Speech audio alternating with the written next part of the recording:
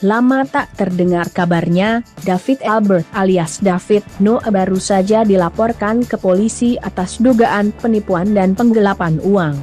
Tak sedikit nominal uang yang dibawa kabur oleh David, jumlahnya mencapai lebih dari 1 miliar rupiah. Laporan tersebut terdaftar dengan nomor LPB-37661-V-2021-SPKT Polda Metro Jaya pada Kamis, 5 Agustus 2021. Orang yang melaporkan David Noe adalah perempuan bernama Lina Yunita yang kabarnya adalah teman Seng ke Ibu Ardis.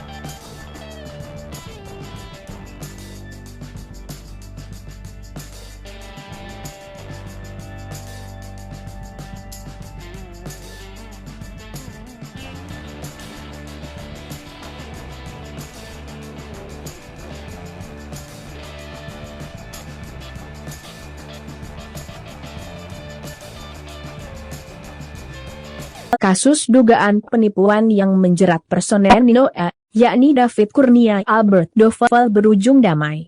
Lina Yunita, rekan David Noe, mencabut laporan di kepolisian terkait kasus dugaan penipuan dan penggelapan uang.